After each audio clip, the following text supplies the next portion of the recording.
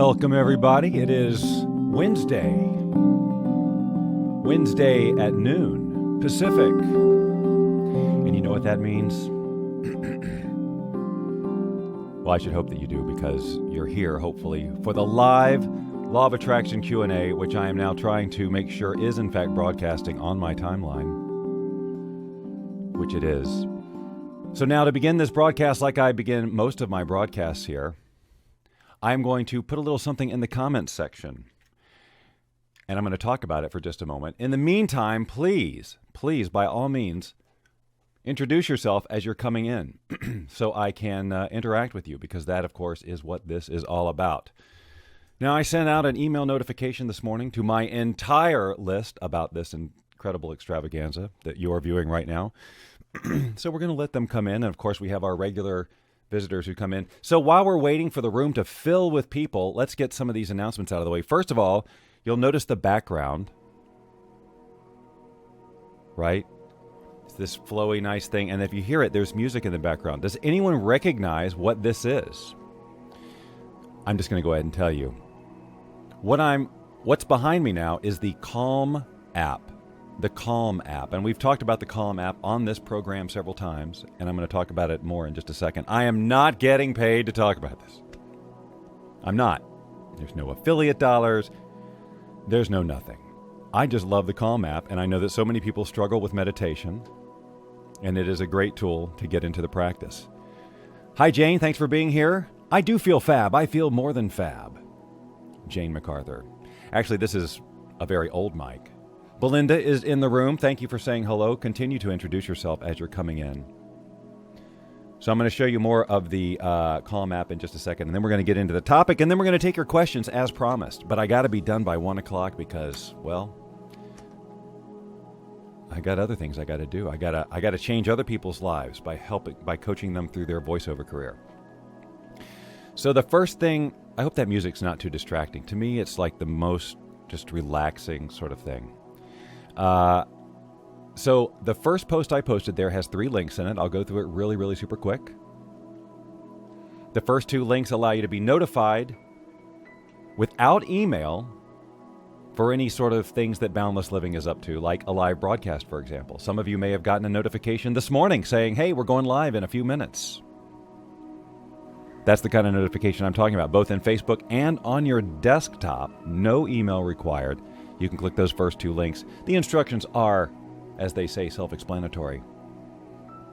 The third link there is a tweet link. So guess what happens if you tweet? Your tweet appears right here in this live Twitter feed. That's right, if you include @BobDoyle LOA in it. Now see, why would you do that? Well, 2 things. One is, how cool is it to be displayed? It is very calming. And I'm going to change it in a second as I demonstrate a little bit more of this. But I'll probably come back to it. So why would you want to tweet? Well, first of all, isn't it fun to see your name in lights as we do this broadcast?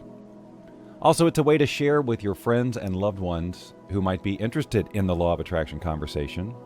And particularly this topic of what is the number one thing that is destroying the quality of your life, and I have the answer. And we're going to talk about it. So anybody who you know deals with, stuff all the time, they probably need to hear this broadcast, and you should be, well, I have to change it just for a second, but I'll explain why. I'll bring it back, Belinda, don't worry. Hi, Gomati Joshi. So anyway, I'm just asking you to share. Is that so much to ask? I mean, you can't keep all of this Law of Attraction goodness to yourself. You have to share the love. So if you have Law of Attraction related pages, etc., friends, family, now would be a good time. In fact, you know what I'm going to do? I'm going to share this broadcast right now to my personal timeline, because as you can see, we're all here hanging out in the Bob Doyle Law of Attraction resources page. But I'm going to share this on my timeline. I'm going to say, live now. Come join us. See? So simple. And you can do it too. Thank you, Lorraine. I appreciate that. And Natty is here as well, blowing me kisses, which is the perfect way to start the day. So I'm still waiting for a few more people to come in, but I won't wait. I'm going to tell you, I'm going to do this, and then that's going to be it. I'm not going to do anything else. So this is what we're looking at over here. The Calm app. You're looking at it on my phone. And there is also a website version. All you have to do is go to calm.com. I push this all the time, even though I'm not making any money for it, because it is one of the best meditation apps I've ever used. And I use it every day, as I've said before. And I just like to share it with people. Now, what I've got here is the paid version. There's a free and a paid. With the paid, you get more meditation sessions. What are you talking about, Bob? Well, let me explain it to you.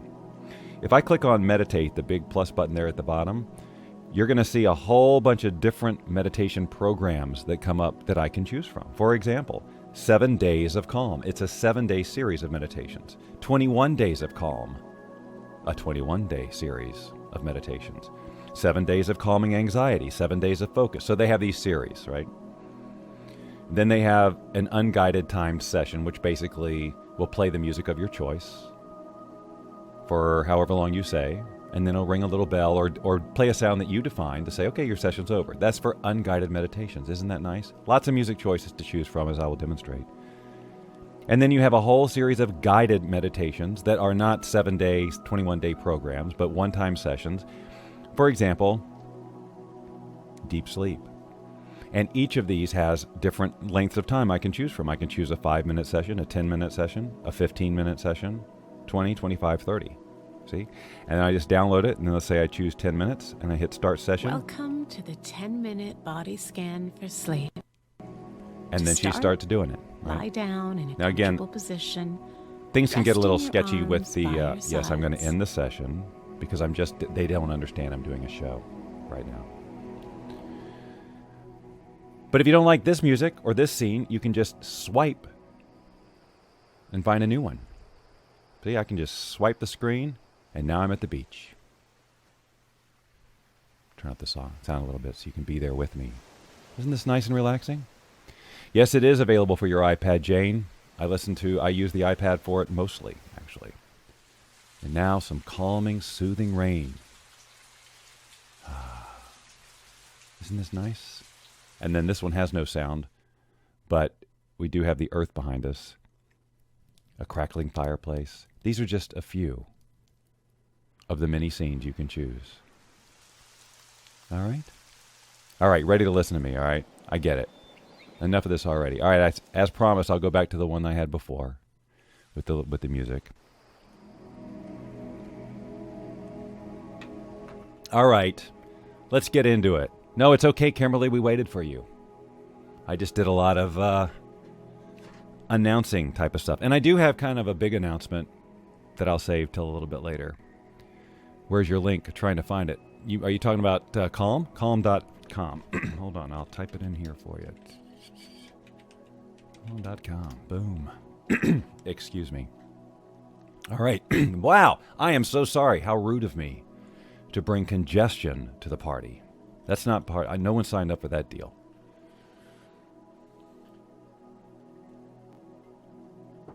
Well, I must say, all right, 21 viewers, that's good. As long as we got 20 people getting ready to get their lives changed, that's fine. So what is the number one? Let's ask the question. What's the number one thing destroying the quality of your life? Go ahead. I want to hear it. Put it in just 2 or 3 words. What's the number one thing? Fear. All right, cool. What else? That's right. It's interactive. That's why we do these. To interact with one another. And we only have till a little before 1 o'clock. So stress. Perfect. These are good answers, Belinda. Anyone else besides Linda and Belinda? Worry. Oh, Paul, you read my mind, man. You totally read my mind. Kimberly, stress. Are we seeing a pattern here? Doubt, definite pattern. What else? Ego. Yep. Anything else? Too much stuff. Okay, that could mean a lot of things, but I get it. Living in the past. Okay. Well, these are all great. I actually thought I'd get more stuff like money, money worries, that type of stuff. But you guys are actually more on track with where I'm going with this. All right, so this falls into the category of way too simple and easier said than done. And actually what I'm going to tell you here is it's going to sound too simple. But what I'm getting is that it's really the biggest thing. And don't worry, the music's coming back. It just fades out on its own. It's going to come right back. I don't want anybody panicking because it's suddenly quiet in the background. So nobody wanted to tweet, huh? Okay, lack of clarity, focus on not wanted, limiting beliefs, stress, and fear. Okay, so look, all of those things,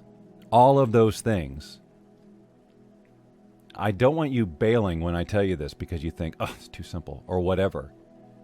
Because the implications of this are freaking huge, and I'm going to talk about them. And you know how I love to talk. It all comes down to how we interpret every moment of our day. The choices we make about how to feel about any given thing that happens. So, anything that takes us out of feeling good and positive, okay, it's not the thing that's doing it. It's not the circumstance that's doing it. It's not the person. It's not the lack of money. It's not any of this stuff. It's how you interpret it. It's how you take your programming, which for the most part you did completely on autopilot, not your fault. No one is to blame. But you process an event, and if you go down the negative road and you decide that that is the appropriate response, now this touches fear, this touches worry, this touches all of these things, okay? Belinda said it's choice. And so there's the choice to not go down that negative road. And I'm telling you that people will fight that tooth and nail and they won't believe it. We have been so conditioned over thousands of years to react negatively to certain situations. We've learned it. We've learned it to the extent that we believe that it's the appropriate response in some situations to worry. We actually believe, let's use worry because that's actually the one I came to the table with because it all kind of comes around to worry.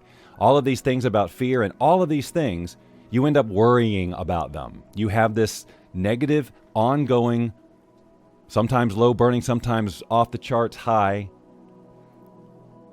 experience of worry that something is going to go wrong. Something is wrong. What? Oh, sorry, my Siri responded to something I said and tried to go off somewhere. You stop listening to me. Excuse me for that. So all of it is this worry, and it's all about that we think somewhere at a cellular level that worry and fear and anger and all of these things are the appropriate response. Now just bear with me as you sit there and think, well, that doesn't relate to what I said. Yes, it does. When you think about the law of attraction and how it works and how the universe responds to what you're saying you're wanting and how it's responding to what you're telling it you don't want, it all is based in this emotion, right? The emotion part of what this human experience is that's the magic. That's kind of what creates our vibration, which is our communication system with the universe, okay? So our emotions, that's the language through which we speak to the universe and say what is. Thank you, Kimberly, for sharing on Twitter. Your tweet will be appearing here shortly.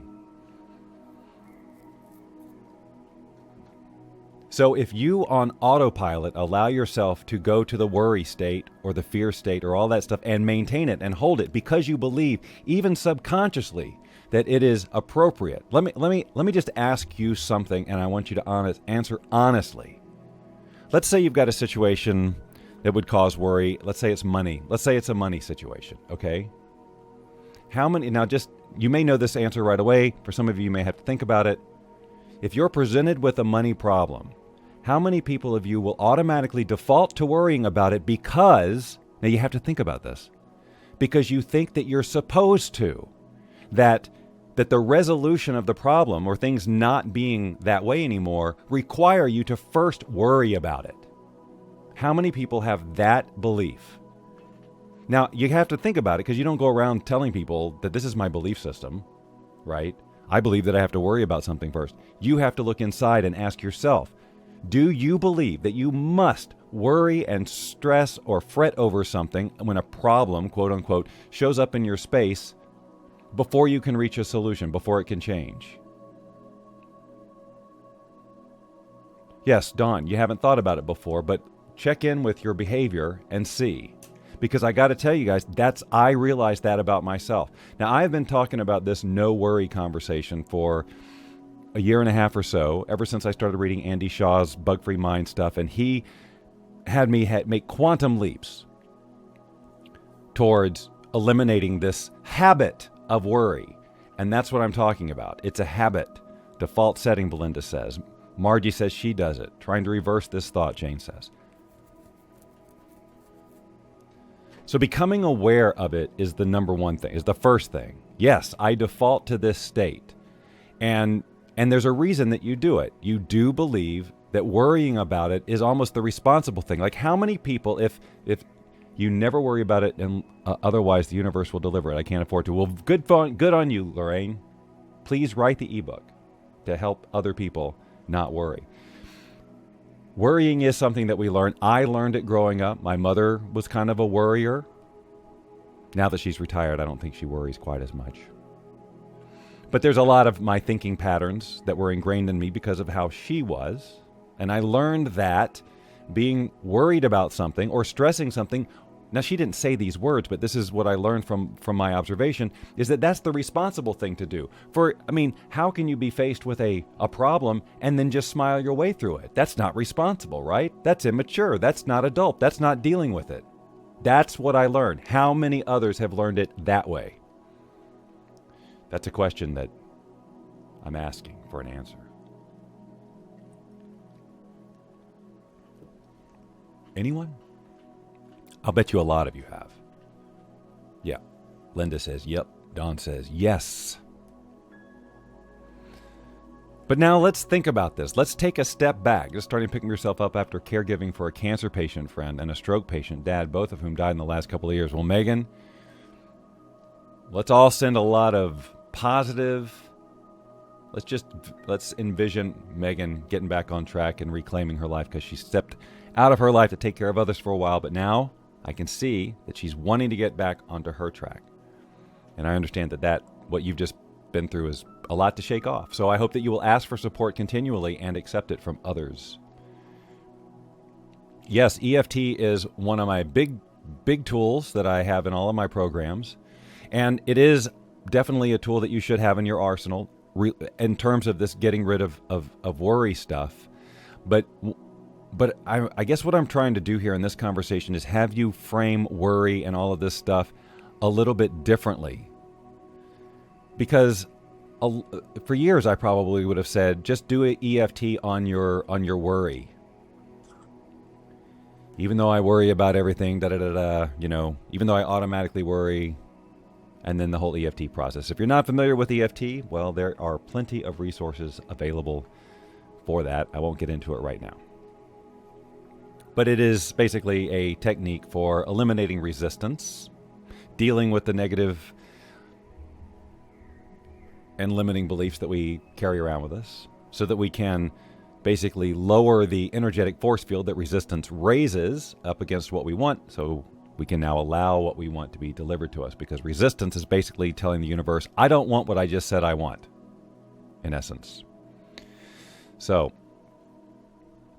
and the worrying thing is also a very strong communication. And if you are a constant worrier, if that is your default, you have to understand what you are communicating to the universe on an ongoing and predominant basis. Regardless of if you take some time out during the day to meditate or look at your vision board or have moments of positive. Because the universe is responding, your predominant experience of reality is going to be is going to be relative to your predominant vibration. So if you predominantly worry with bouts of good and carefreeness, then that is how your life is going to occur. Does this make sense? I know it makes sense. So we have to, some of us are just we resign ourselves to, well, this is just how I am. This is just how I am. Okay, every single time you say that, you affirm it even more. I just automatically go to that. I am, boom, boom, boom, solidifying what's true about you. If I had to choose between EFT and meditation, which one would I focus on? Well, I wouldn't choose, but I will say this. I have been spending a lot more, isn't simply worrying about what you don't want. Yes, Doug, that's exactly right. Worrying is simply thinking about what you don't want to occur, what you don't want to have. Couldn't have said it better. Because no one's worrying about the good stuff. Oh my God, I hope I don't get everything I want. I'm really worried about that. I hope I don't get happy. I hope I don't get healthy. I hope I don't get fit. I hope I don't get that. I'm really worried that I'm going to find that perfect relationship. Right? No, you're worried that you're not. You're worried that you're going to get into trouble with whatever. And all of that communication, all of that worry is creating a communication to the universe that is basically telling the universe, this is happening. You are experiencing the suffering that you are afraid you're going to have one day, but you're experiencing it now, and it hasn't even happened yet. That's what worry does. It brings a future that does not exist into your present.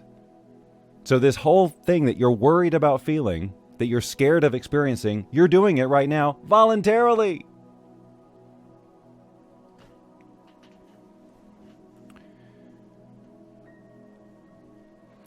Kevin is asking about duality. In other words, do I believe in that? You can't have love without hate, positive without negative. If so, do you believe that we need negative thoughts in order to live the duality of life? Why or why not?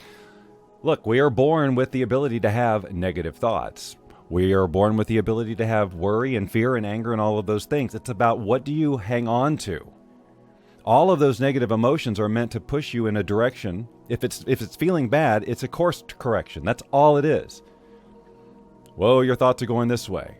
If you're feeling bad, if you are worrying, it is an indicator that your thinking has gotten a little faulty and that you need to readjust on what excites you and inspires you rather than what you think might go wrong. Or long-term implications of something that truly does, quote-unquote, go wrong. Like if something breaks in your life, here's the question to ask yourself. If you didn't worry about it, would not worrying about it, I'm not saying not taking action on it, okay? I want to be very clear. I'm not saying that not worrying about something doesn't mean taking action on it. If you've got a situation that needs some action taken, you take the action.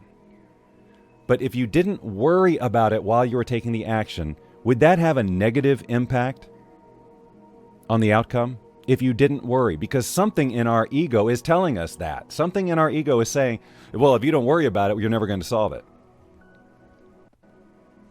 And that's not true. And in fact, it perpetuates the problem and makes the whole problem-solving process completely miserable. And one of the things that I have taken on recently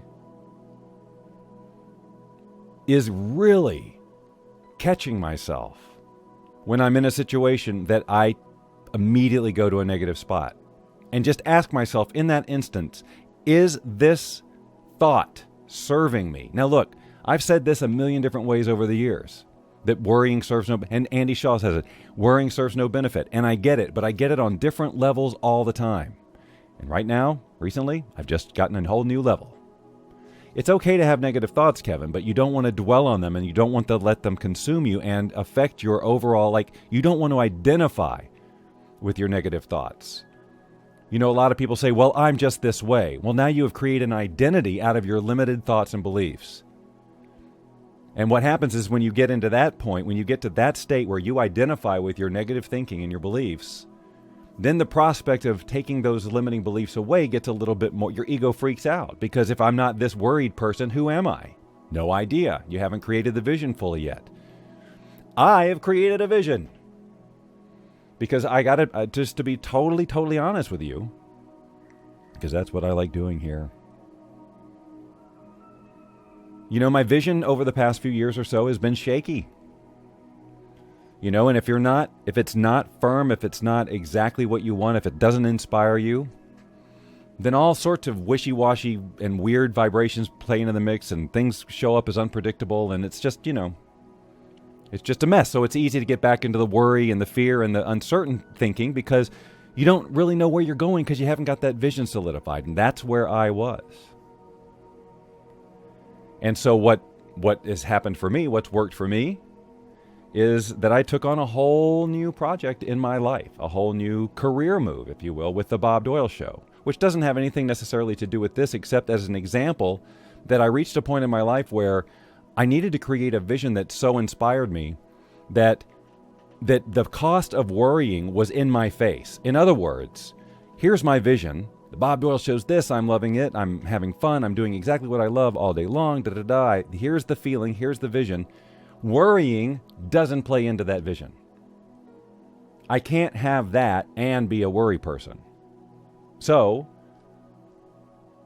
having that level of passion around what I'm going for gives me the perspective I need to say it is totally not worth it to worry about any of this stuff that comes up because it only slows me down. Because when I get here, this situation that's causing me worry will go away. So I want to get here. This is just hypothetical examples. So I want to get here as soon as possible, and worrying about this stuff, reacting the way the old confused Bob would react doesn't serve me, will not get me anywhere. It'll just keep me staying where the confused Bob was. I can't think like I can't respond like the old person and expect the new person to emerge. Yes, the law of attraction is always working. Daily checklist. Well, I actually do have somewhere, it's a checklist, manifesting checklist. But the goal is obviously not to rely on checklists or any of that stuff. And really, it's once you click in to what you're passionate about and what your vision is and why you have to get there, and you can eliminate some of this worry stuff, and you start just acting in alignment with the vision that you are trying to create, so much of this stuff happens automatically. You don't have to think about it. You don't even need a vision board. You don't have to be contemplating the laws of physics and how does the law of attraction work, not work, any of that. You don't have to know any of that. Because when you're tuned into why you're here and what lights you up and what brings you that passion and where you're really clear on how you contribute value, it just works. It just lines up. We weren't born with the need to understand the law of attraction. We weren't born with that. We were born with the ability to create our lives, the experience of our lives.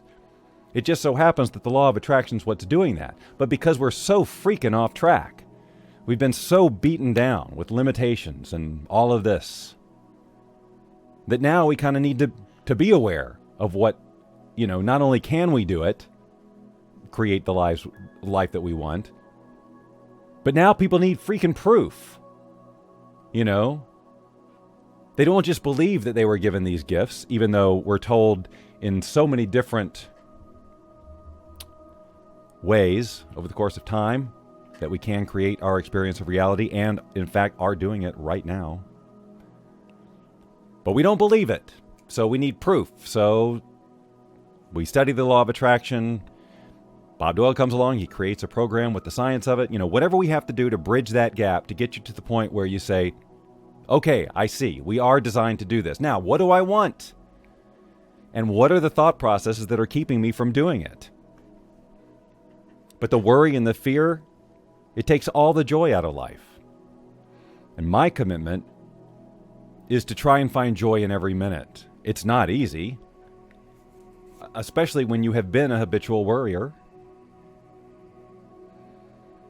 But when when you get really clear on what it's costing you, if you're really freaking tired of where you are and feeling stuck, then you have to understand that it's that habitual thinking and feeling that you keep cycling over and over and over again that makes your circumstances stay exactly how they are, and nothing but a change in those thoughts and a change in your vibration is going to change your circumstances.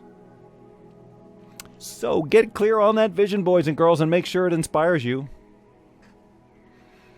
And learn EFT or some other release technique to help you along the way. And be super mindful about how you respond to life. And every time your ego says, well, this time you're justified for being upset, just calm down, take a breath, and go, really?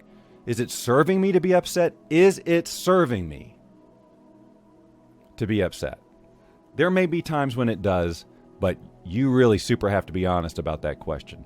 Who is it serving that I am upset, worried, stressed, fearful? What's happening that's positive out of this? Am I getting closer? You could say, well, it drives me to solve the problem. The worry and the fear, it's a driver. What a really crappy way to be driven through a problem solving instead of being loose and open and creative. I mean, that's the best way to solve a problem is creatively, right? But we're in panic mode and worry mode. We'll just do whatever it takes. We've got to get this to fix. And a lot of times that's not the fix, right? You got to think outside the box. And you can't think outside the box when you've got yourself trapped in it. Natty, it is my pleasure. I do this show just for you, as you know. I do it for everyone. It's my pleasure, Natty. I love doing this once a week. So that's basically the lesson, boys and girls. You've got to be mindful and stop making excuses like, well, this time I'm justified. This time I'm justified in being mad and angry. Okay, fine. What is it costing you? What is it costing you? Is it really worth it? See, here's the thing. If you really knew that the law of attraction worked, and if you really knew the impact that your thoughts and your feelings and this habitual way and clinging to your limiting beliefs and insisting that you're justified in feeling angry, if you really believe the law of attraction and how it worked, you would know for a fact that way of being must change if you want what you want in your life. And so if you're not doing it, it means you may have a belief in the law of attraction or want to believe in the law of attraction, but you don't know it's real. Or you just haven't nailed that vision yet. The vision that really is going to excite you and drive you and get you inspired every day. Because right now, I got to tell you guys, for the first time in a lot of years, I wake up every day eager to get in here and work on the Bob Doyle Show and do my voiceover and all of these things that I'm really finding new passion about. I've shared here on this broadcast and other things, especially recently, with my Law of Attraction group, which you are a part of, that things are a-changin' with Bob Doyle and Boundless Living and how I communicate and how I offer what I offer. 12 years or so, I've been doing the Law of Attraction through the internet, through internet programs, some of this personal broadcasting, speaking, DVDs, the whole thing. And honestly, it is time for me to evolve in other directions. Not forsaking this, because that would be silly. Number one, it's still a passion of mine. It's still an interest of mine. But you know what's not a passion of mine anymore? Marketing to people on the internet and getting a bunch of email from people yelling at me about sending them email after they've requested email. Keeping up with spam and all the internet crud. All the new tricks you have to learn just to get your message to somebody. I'm over it. I love delivering the message. I love doing it this way. And if I have to start all over with small audiences like this and grow organically that way, and that's how I get my message out, that's how I do it. But if you are currently on my email list, you can expect that over the course of the next couple of months, you won't be hearing from me. And I'll be passing the gauntlet. All of my programs, all the stuff I teach, all of those things, they're still going to be available. I'm still going to do this weekly broadcast. I'm still going to be a person who knows and can help people with the law of attraction. But my days will be filled with the Bob Doyle Show and voiceover, for the most part. Why? Because that's what I'm passionate about. Because that is what's going to bring me... You know what? And I've shared this too. People aspire for their vision because of the feeling that they think it's going to give them. Like, when I get that vision, then I'm going to feel great. I'm going to feel on purpose. And I'm going to work freaking years to get to that vision so I can feel that way. Well, guess what, folks? I feel that way right now. Everything I could possibly want to feel, I feel every time I turn on that microphone to do the Bob Doyle Show, whether anyone's listening or not, I have arrived. And the Bob Doyle Show does not make me a dime. But I am doing what I love. And voiceover does make me a dime or two, and I love doing that too. And what I didn't love about the law of attraction was not the law of attraction, it was the marketing of it. It used to be so different, and now it's a different world, and people are resentful, and people ask for stuff, and then they yell at you when you give it to them.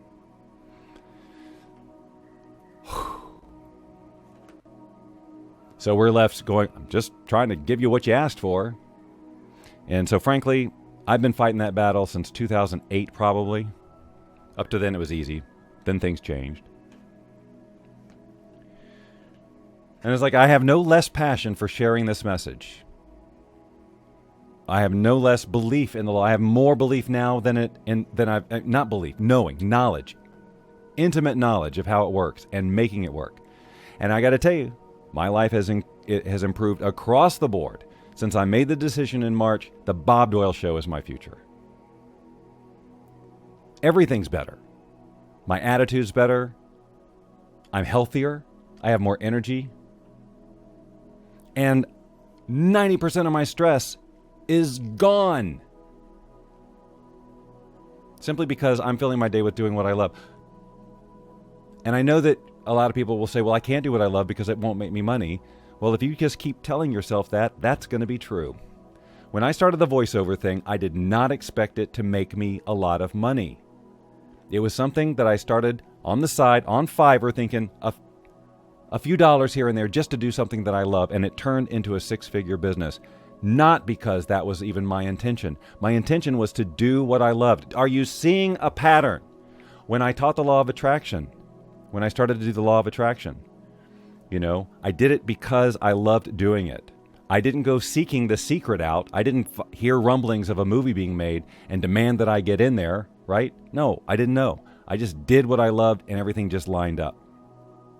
Because I trusted that it would. And I wanted to make sure I loved every day. And it was when I stopped loving every day of this particular work that things changed. And it became hard.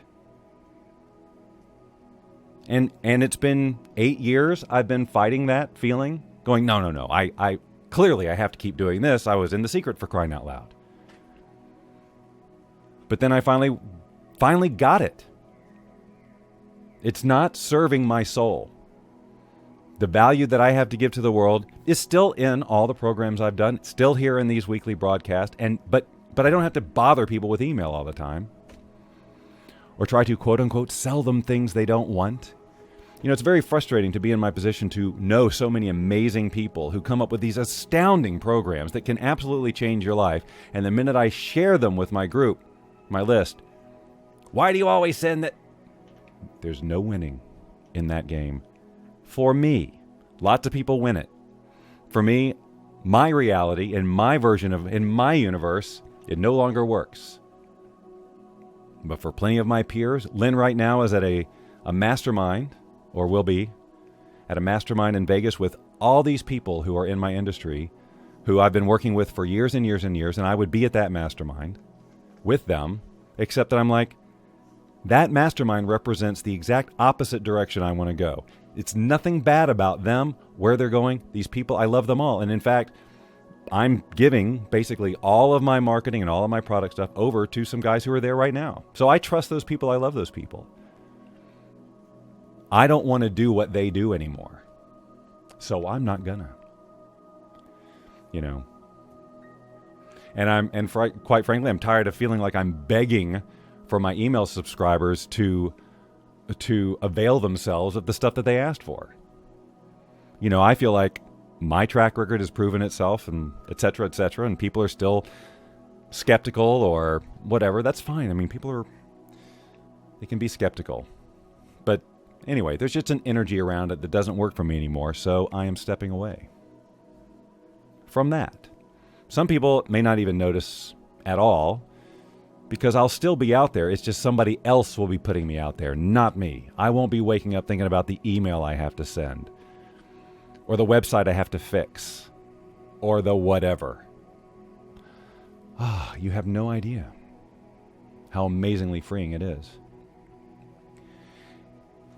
There's some mixed emotions because I do have a lot of wonderful friends in that industry, and I won't be going to those masterminds,